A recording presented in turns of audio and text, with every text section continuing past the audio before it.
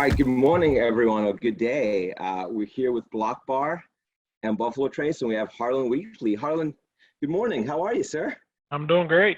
You know, getting up and ready, taking care of this for this big, huge charity event. Pretty exciting. It is a good thing. Good day for bourbon. Great day for bourbon. Really looking forward to this drop and working together and seeing where this can go for charity. Harlen, you want to introduce yourself? Tell us a little bit about yourself. Yeah, I'm Harlan Wheatley. I'm the master distiller at Buffalo Trace Distillery. Nice. And how long have you been there for, Harlen? I'm in my 28th year. I started in 1995, still going strong. That's absolutely amazing. Love that. So you've seen a lot of stuff happen. You've been around pre cell phones, kind of pre-internet. You got to just distill whiskey with no distractions and have fun. Yeah, it was actually pre-computers as well. We didn't have a single computer at the distillery when I started, but the distillery, of course, was behind the times a little bit. But yeah, I've got the benefit of seeing that whole transition of technology and updates and upgrades, and what's nice about it, it gave me a very good perspective on how things used to be versus the way it can be, and all the changes that we've made over the years has improved the operation. So I've got a pretty unique perspective. Now I say that, but then all the people that start now, they're getting their own perspective, and then in 30 years from now, they'll get to say the same thing. So I'm just I hate to say it, but I'm probably getting to be a kind of an old timer. Wait, I'm just fascinated by that era. Honestly, I'm a huge collector, huge enthusiast, got a decent sized presence on Instagram, and get to have a lot of fun. And the juice from that era is, I believe, something different to the juice currently. It is what it is, the supply and demand. Yeah, I've talked about a lot about that over the years, and we've had some debates about whiskey and whiskey quality and how things tasted, and it has evolved over time. But the one thing that I'll debate is the whiskey nowadays, the quality has taken a step up, and that's across the board. It's not just us, it's the competitors, it's micro distillers, it's they just have better tools so they can maintain quality, be more consistent. And so the fresher the whiskey, the higher the quality. And that's the way I've seen it evolve over the last 28 years. So from that point of view, the technology has been able to identify the impurities that you might not have picked up back in the day because the technology wasn't there. It really was your nose and your mouth that was picking out those things.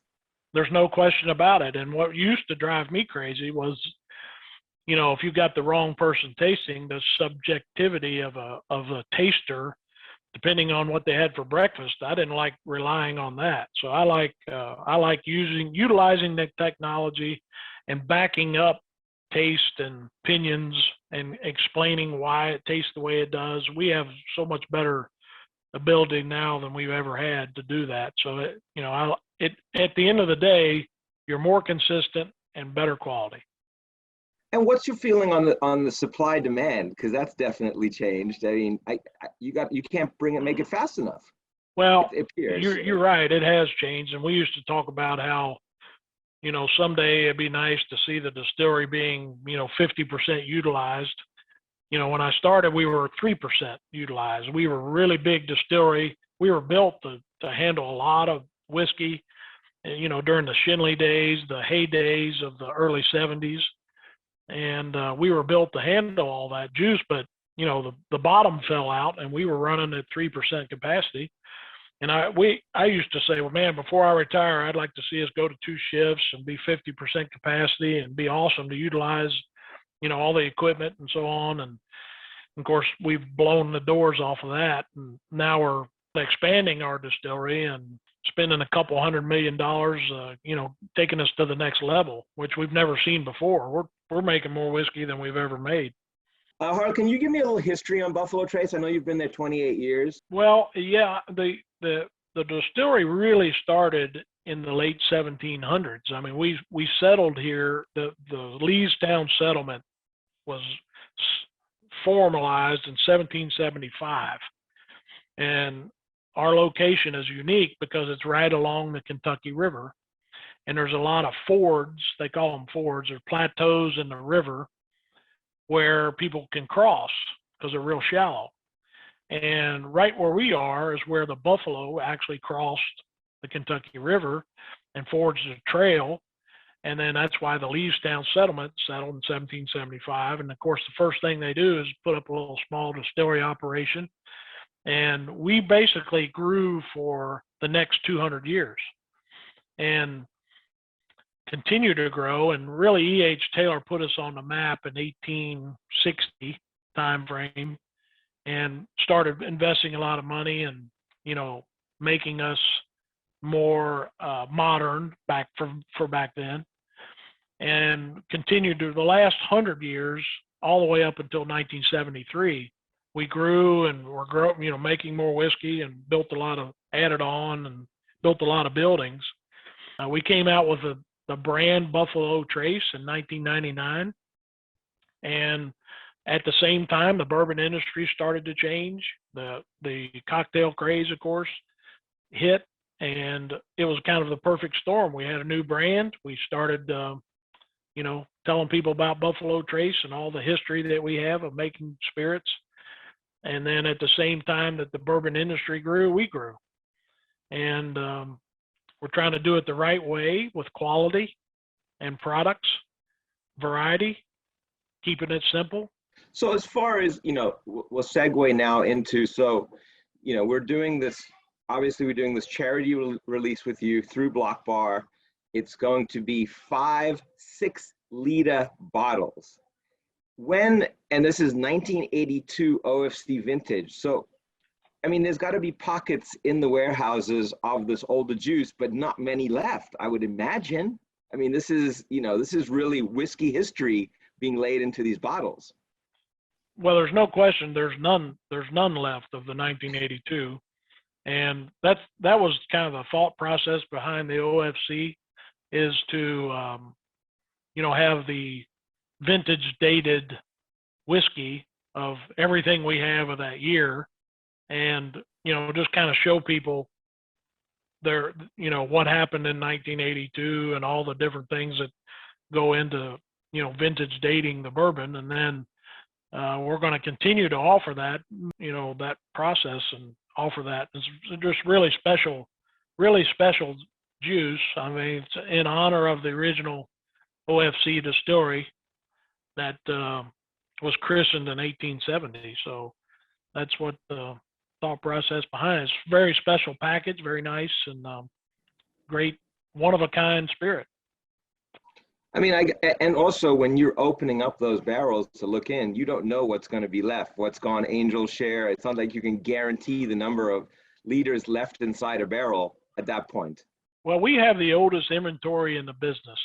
So we are, if you looked around for experts on older whiskeys, I guess we're it. But we do know that the older whiskeys, it is a little bit of a box of chocolates, because sometimes the barrels are in bad shape. Sometimes they leak, sometimes they've got sampled to death. We learned that too, people really like them. Sometimes they sample them to death. But, we do have a decent idea of what should be in a barrel as it ages, and it gets extended aging. Anything over 20 years is pretty extended for a bourbon, as you know. And that's what we've learned over time. 6-liter bottles. I mean, I've seen champagne. This is just going to be insane. I can't wait to see the packaging. I think that was the idea behind it. Kind of, if they can do it, we can do it, and we're going to offer that just as a unique package for the charity purposes. It's not going to be for just the top restaurants, these 6-liter bottles like champagne. No. Okay. Well, everybody knows we don't have the juice, right? We can't do it if we wanted to. I mean, I'm looking at that. That's 30 liters. That's a significant amount of 1982 left over, which was a long, long, long time ago. That's right. Pretty exciting. I mean, I look at this as a whiskey enthusiast and a whiskey collector, and then I look at this whole NFT market as a whole new channel of distribution, because you have this wealth that's online that has this currency that's a new currency, and they are excited to spend it, and especially for good causes. I'm watching them spend stuff all day long. And then you have the collectors, of course, that are like, hey, this is great. I don't have to store it in my house. I don't have to deal with shipping. These guys deal with it. And when I'm ready to take it, I burn the NFT and boom, it shows up. I mean, I'm going to be curious, I wonder if we'll find out the details and who buys them, if they'll show off, if I use an air quotes, that they got one. But this is going to be insane. And then also the way it's being done, with us at BlockBar, will bring new people obviously to see, hey, wait a second, I've got to do my money how? I've got to move my money into this for it to work, I think is also exciting. Because if I look at the traditional ways of selling, you obviously had the distribution, you had the distilleries. This is a whole nother channel. Well, I think it's just what we just talked about a few minutes ago, was it's just another technology advance, and another, it's just embracing change, right? That's what our motto is, and honoring our legacy and embracing change, right? Oh, it is the natural evolution, but it seems, it's moving at a light speed in the last 4 or 5 years. And then, and like you and I were talking earlier, seeing the money involved and the passion. I honestly believe that, there's so many more whiskey connoisseurs, like you were saying earlier, who come to the tastings, like they know what they want, and they're excited, and they're no longer saying, hey, can you set the bar higher and higher and higher, because that's what my palate is demanding. And I think that's pretty cool to watch. Yeah, we've definitely seen that, and I think the more things like this that go on, the more it emphasizes it and creates more. So I think you're right that moving forward, there'll be additional things happening, and we'll see it.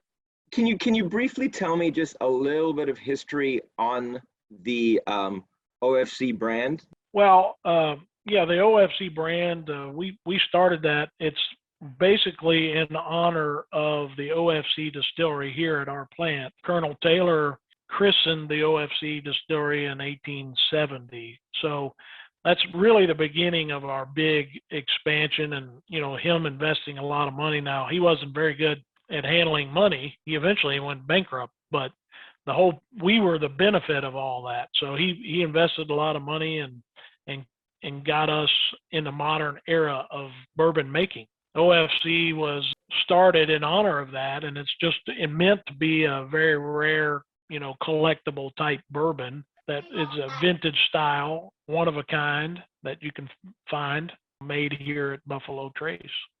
What excites you about this collaboration with BlockBar?